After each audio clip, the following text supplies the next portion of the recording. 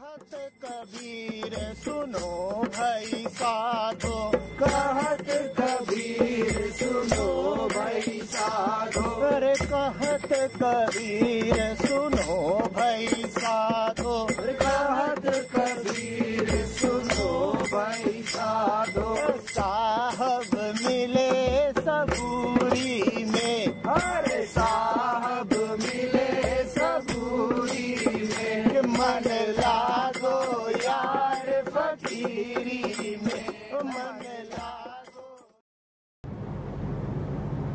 Do you know it indicates a depth of the heart to be able to experience sorrow?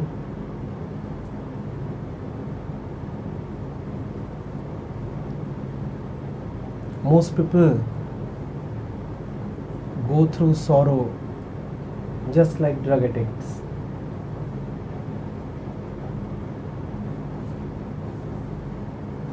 You take a little bit of it and then you go to sleep.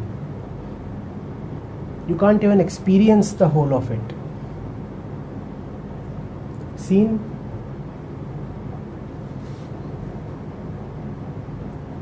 Those dabbling with LSD or liquor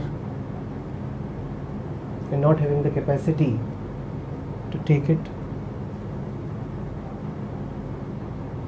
The first timers, the second timers usually, they take a little bit of it and then what do? They pass on. Or they go and puke. They don't even have the depth to take it.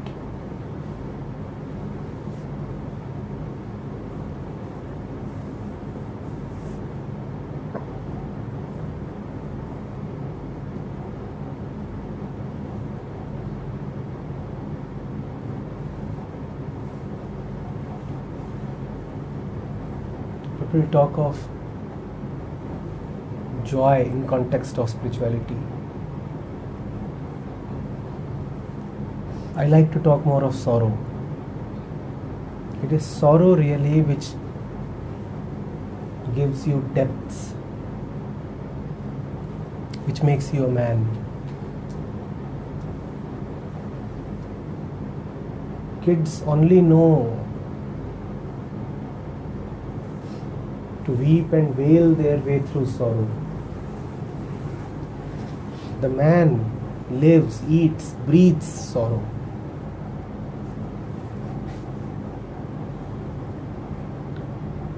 He doesn't turn his back to sorrow. He lives in sorrow.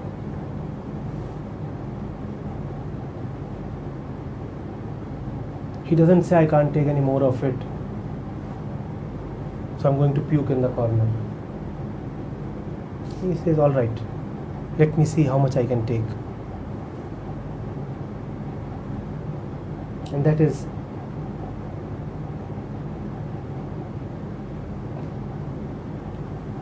when you grow up, that is maturity.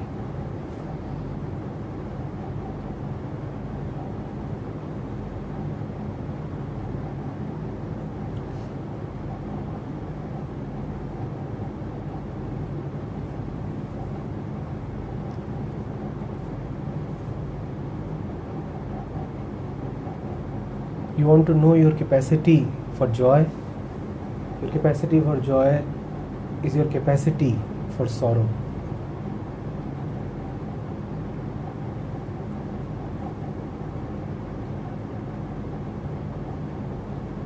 And they go hand in hand.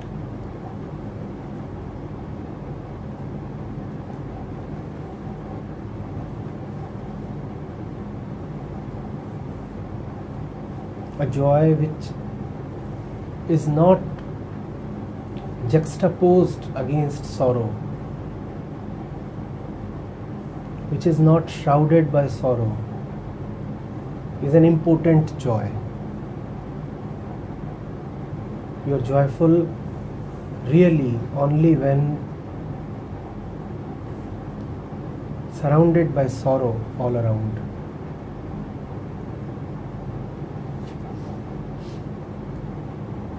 Surrounded by sorrow, you still are able to take more of it. That is joy. Because if you are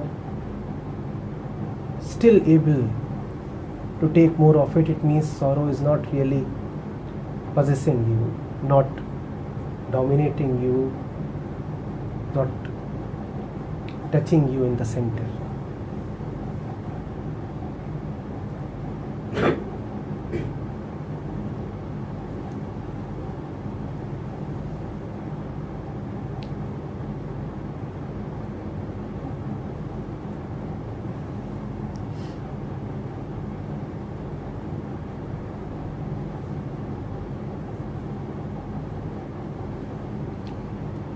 The common poet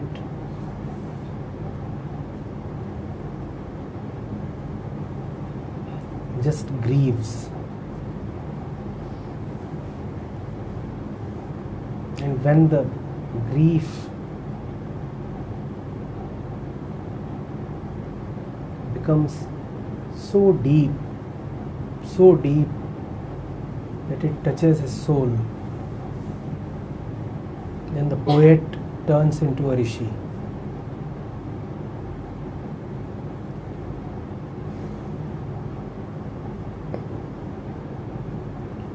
Most of what we do, the way we live, is characterized just as a defense against sorrow. Most of us are so childish that we have no capacity to take in and digest sorrow.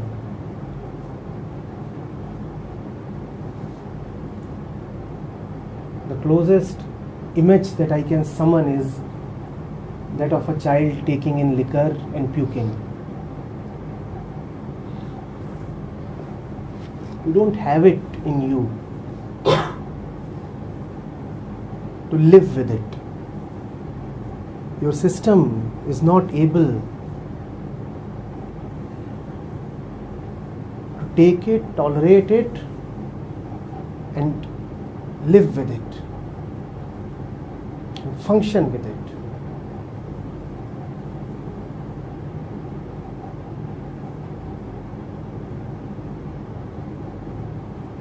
The man takes it.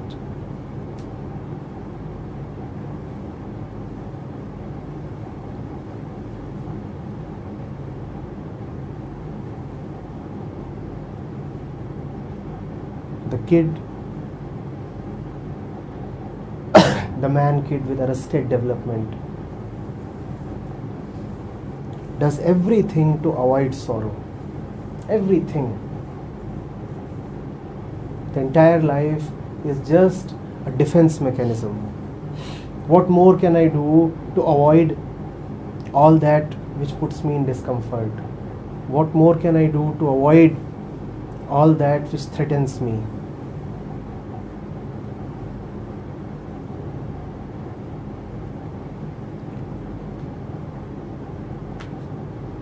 And not only will I do everything to keep myself feeling falsely secure, I will convince myself so much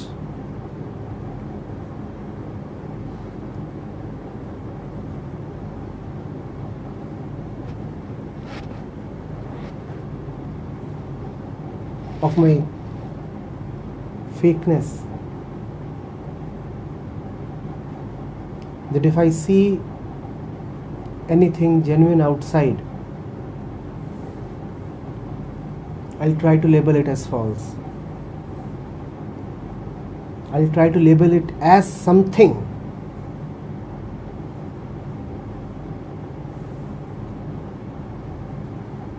As something so that I get a way to keep telling myself that I'm justified.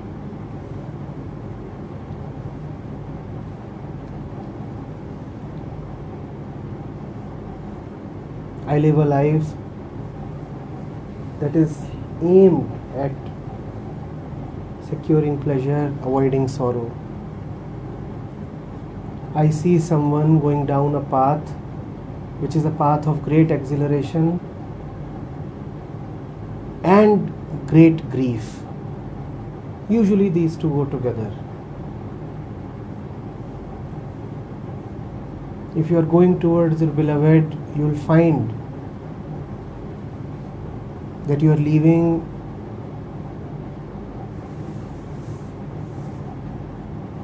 your blood-stained footsteps behind.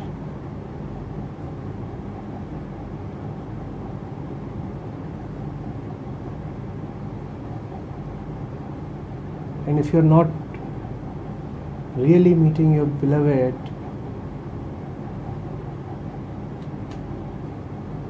by paying the right price,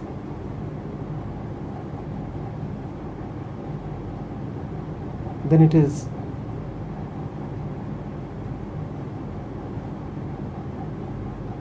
a mere meeting of flesh, a mere union of convenience.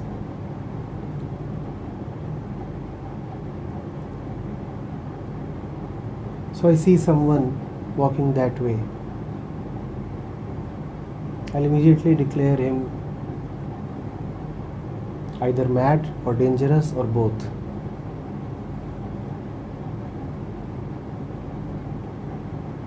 And that I must do in order to convince myself that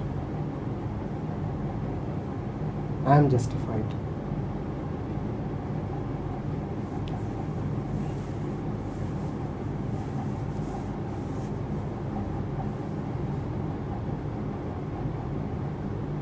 Have some respect for the one who breaks your established orders. Have some respect for the risk that he is running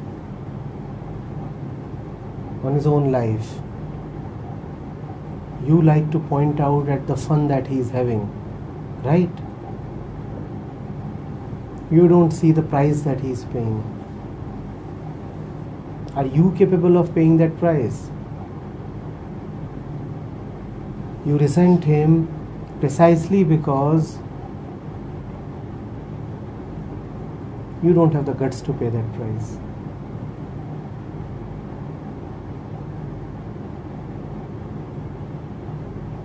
And the one who has doesn't resent. He appreciates, he respects, he loves.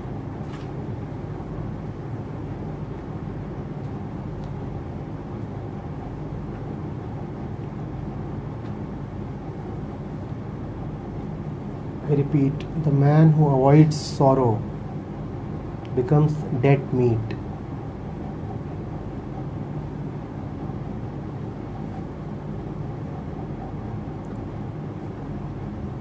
Which is the same thing as chasing pleasure.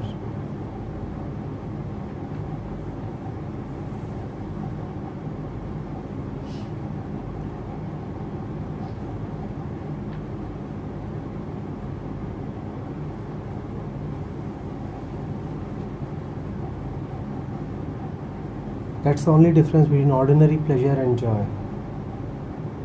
When you have fully paid the price for pleasure, that is joy. And of that there can be no condemnation. Go ahead, you have all the right to indulge yourself, but have you paid the price? And the price is life. The price is everything that you hold dear.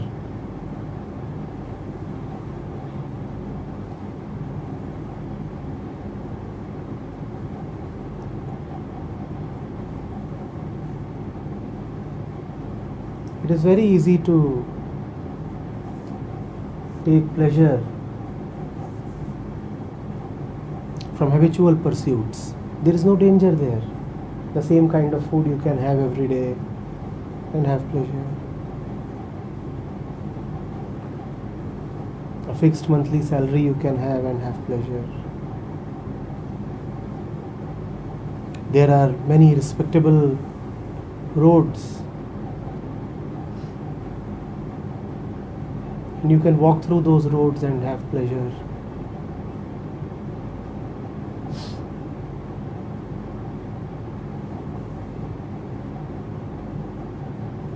You can keep some woman in your home, and there is no risk.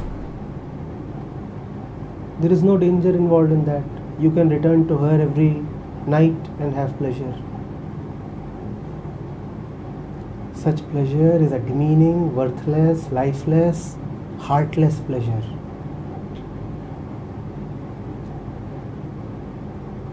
You are not paying any price for this pleasure. And in not paying any price, you are paying with your life.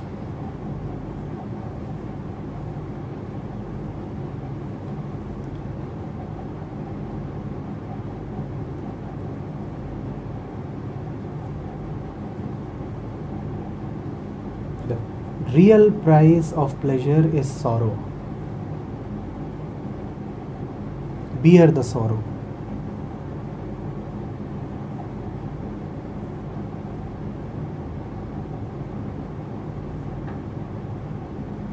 Go through the grief.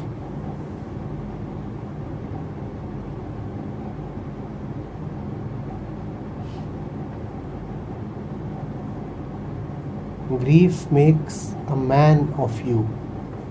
You have not matured unless you have known the ecstatic depths of grief.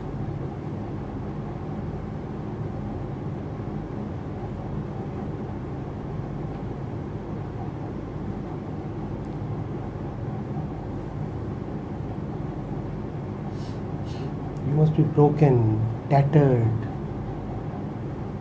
battered, shattered.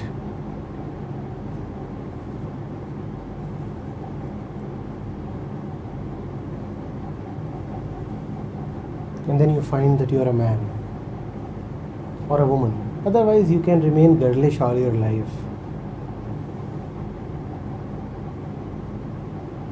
Giggling, frolicking, and you look so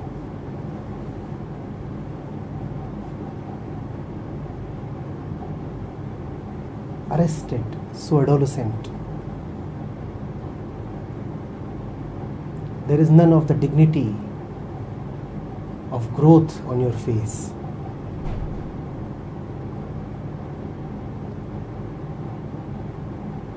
You are still cute, but never beautiful.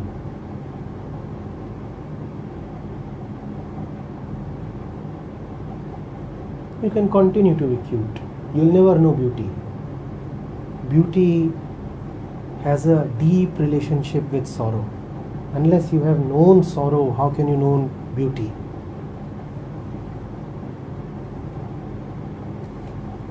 You aren't beautiful if you are not crying.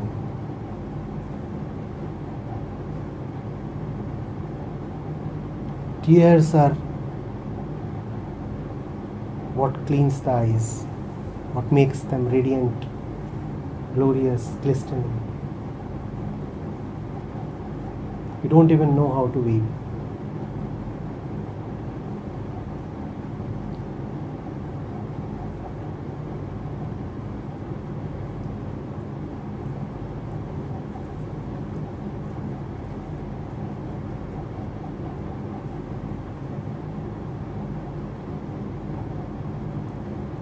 Do you know why Jesus was crucified? Because only Jesus could be crucified. Others can't take that much. You will never be crucified because you can't bear it.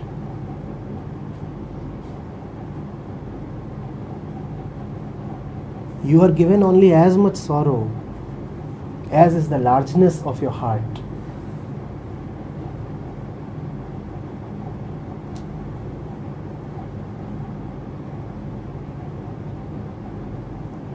And if your heart is not large enough to contain sorrow, how will it contain God?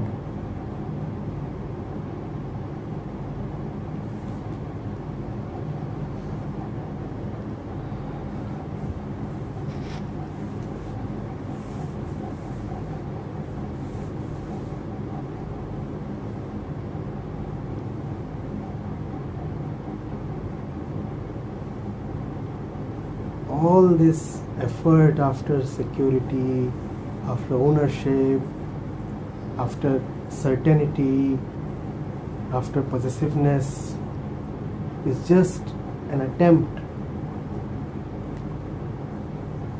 to secure pleasure.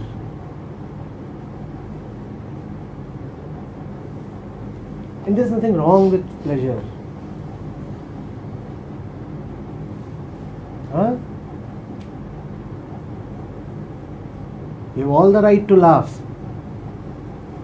But laugh in your blood.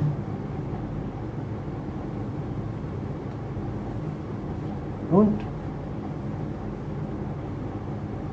in your age, giggle like a baby with the mother's milk still wet on the lips.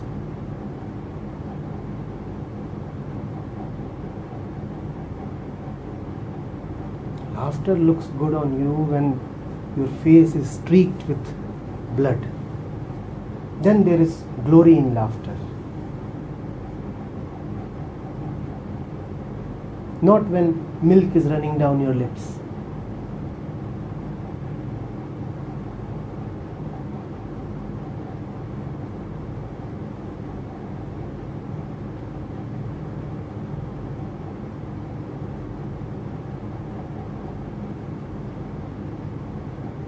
The blood-stained face, roar.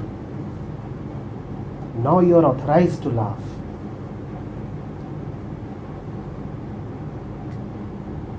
Only now.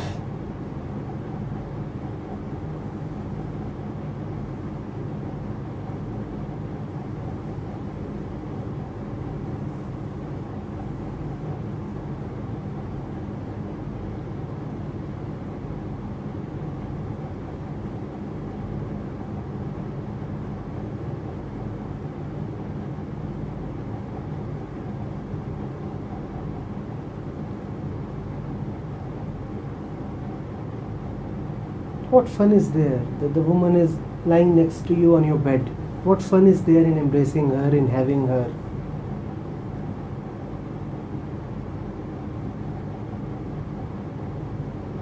Cross mountains, swim through rivers, walk through bullets,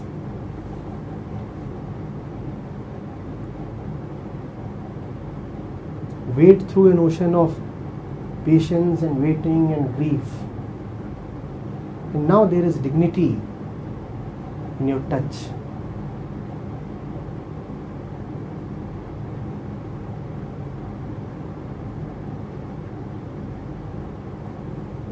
Otherwise, surreptitiously, like a thief or like a husband, with social sanction, you can go and falsinate 1,000 times. It's also disgusting and cheap.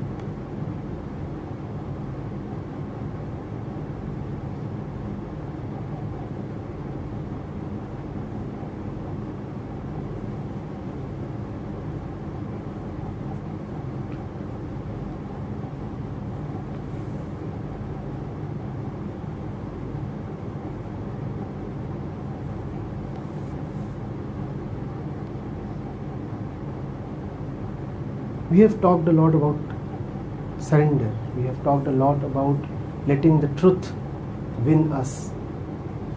You must also know that you have to first win the truth. And only then the truth wins you.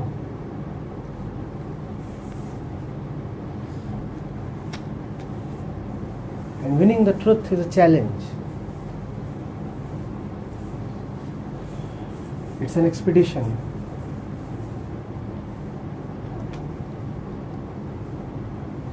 It requires you to take losses. It requires you to take blows.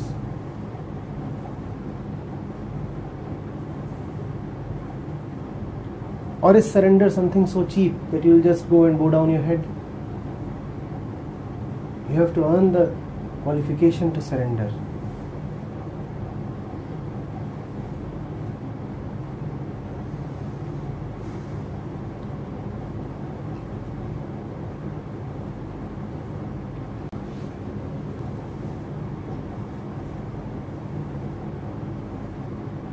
Have you seen that in temples? It is said that the deity does not accept sullified offerings. You have to be very clean so that the deity can accept what you are to offer.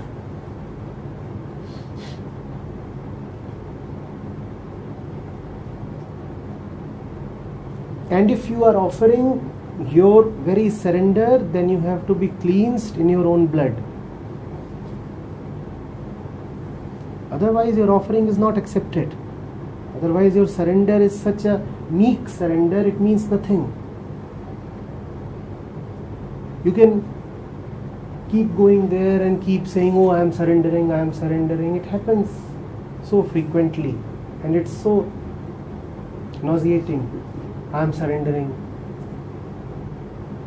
Of what worth is your surrender? You must have something to surrender. 1,000 times you surrender, and who are you to surrender? Who are you to surrender?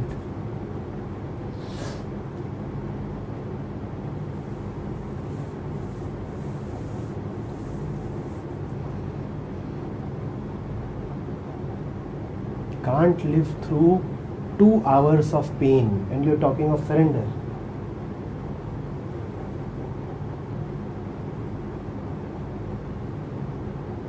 One moment of challenge, one instance of being really tested comes to you,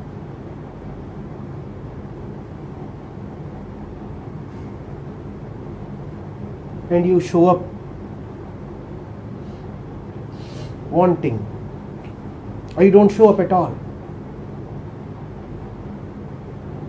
You're absent, nowhere, missing from action.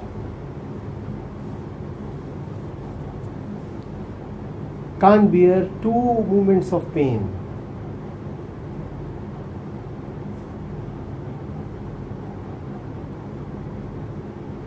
And you talk of surrender.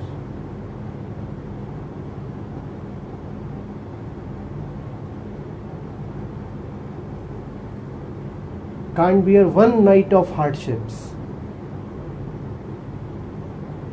Can't bear 1 blow to your worldview, to your ideals. And you talk of respectful obedience.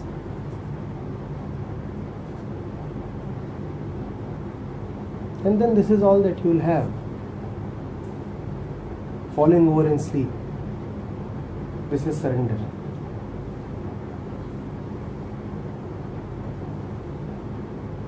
Nothing but an attempt to avoid sorrow.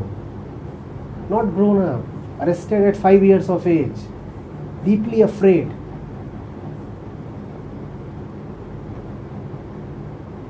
Wailing like a baby. Rushing from one father to other. What do you think? You're searching for lovers? No, you're searching for fathers.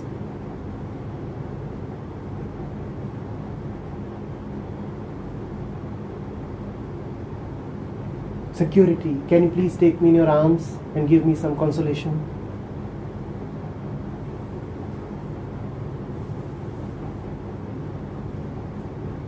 One doesn't seek security in a lover. If you are seeking security in love, then you are looking for a mother or a father. You are not grown enough to love.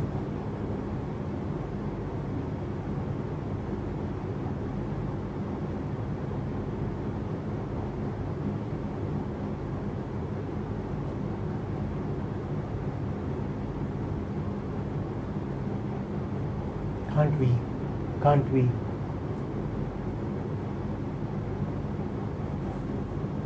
Have a demonic image about suffering and grief and tears. So whenever it comes to the moment of challenge, I retract. I shrink. Oh, what may happen? Oh no, something bad may happen. That may happen. This may happen. And then you become so pitiable that one doesn't even feel like testing you. In the moment of challenge, you're just given a leave. Please go away. This is not your moment. You enjoy in your comforts. This is the battlefield. This is not for husbands. Go away. What do you think? You are being given an allowance?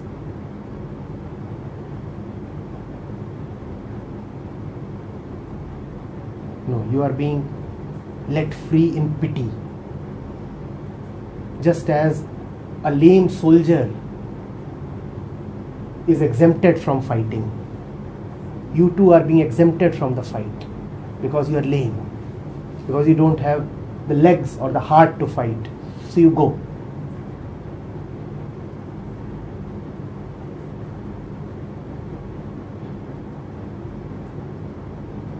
You go and you count your wounds. You go and you count whether you have lost 2 kilograms or 3 kilograms. The ones who are really fighting don't count that.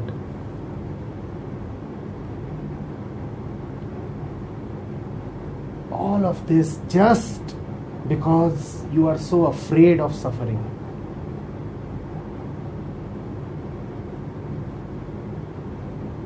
Sorrow makes you go wobbly in your knees. You feel like collapsing. What if?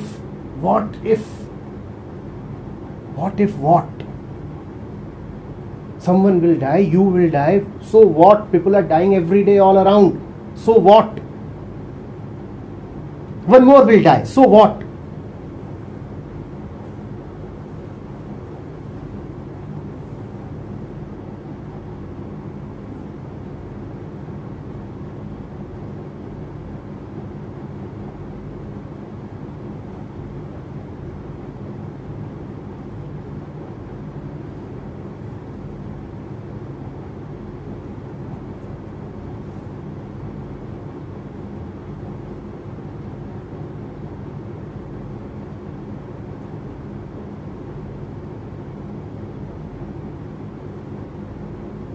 Every experience is not different from the image you have of it.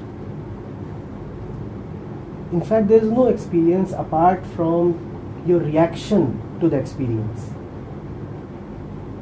If you react with such fear to suffering, then you make a demon out of suffering, otherwise there is nothing in it. Suffering as such, objectively, has nothing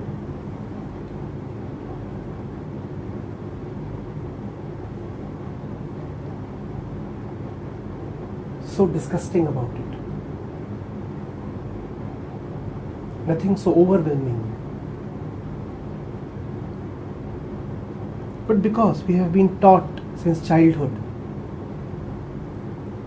to seek pleasure and avoid sorrow, so the moment it comes to a possibility of sorrow, we start running away. Take sorrow. If you can't take sorrow, you can't even take joy.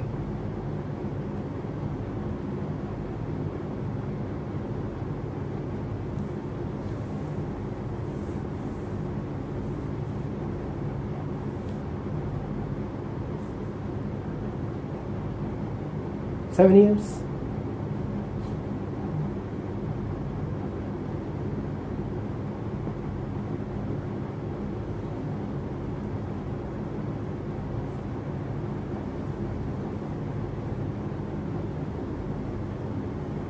Ruthless you must be, uncaring. Can't take 2 days off, right? Beyond the sanctioned quota. What will happen?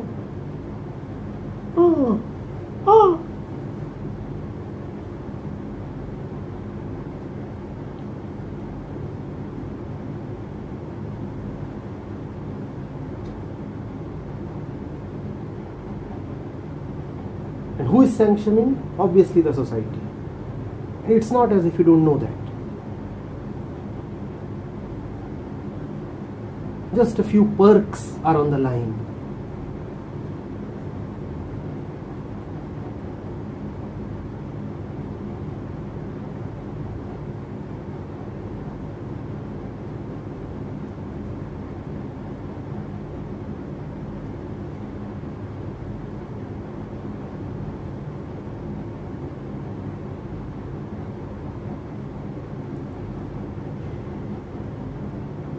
so afraid of bad things that may happen.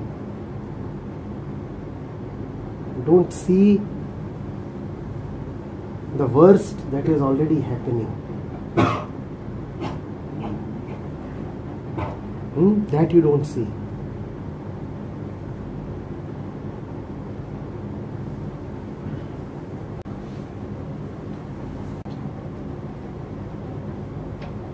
Just read the biographies of any of the wonderful men and women you admire and see what they chose to go through. And if you are avoiding all pain,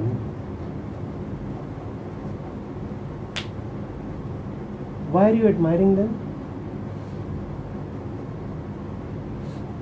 Just see the kind of price they paid. They were not simply writing reflections. Oh, I am so afraid. By writing reflections, one doesn't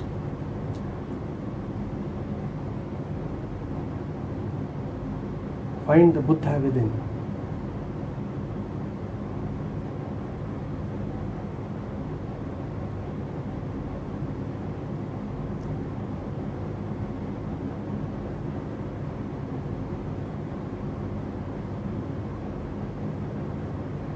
Pick up a single one who didn't pay the price.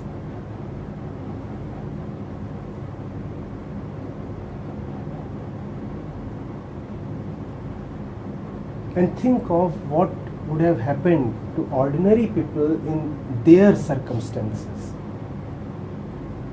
They would have simply crumbled.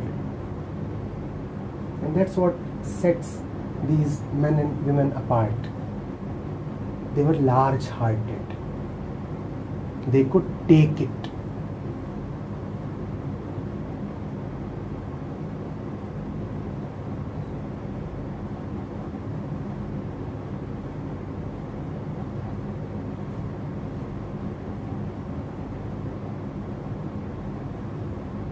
The world could not dominate them. The world could not blackmail them. They were not writing alibis. They were writing history.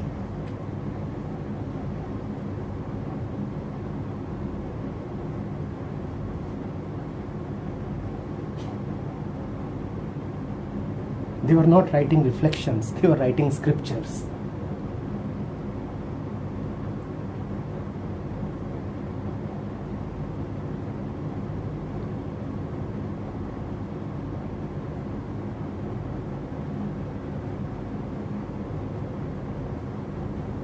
Imagine Krishna saying, "Oh, what do I do? I am such a poor one." And Ashtavakra, "Oh, I forget everything after I go away from Sir." And Buddha, "Oh, I left my wife behind. She might be seeing someone else." And Jesus, "Oh, it is pinching. Did I just see blood? Mary, can you please pass some ointment or at least your handkerchief?"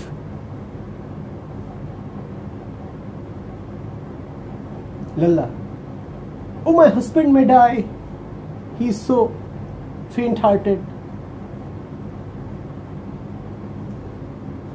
If I really do what is right, he may have BP problems."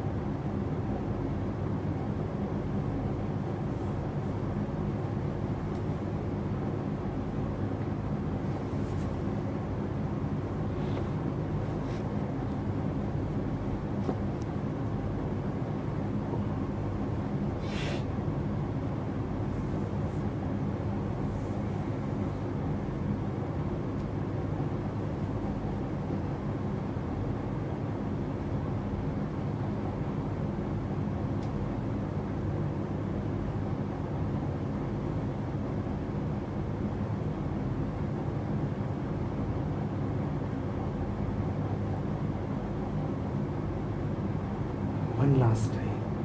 You close yourself to suffering. You have also closed yourself to the truth. Full stop. If this doesn't make it clear, I resign.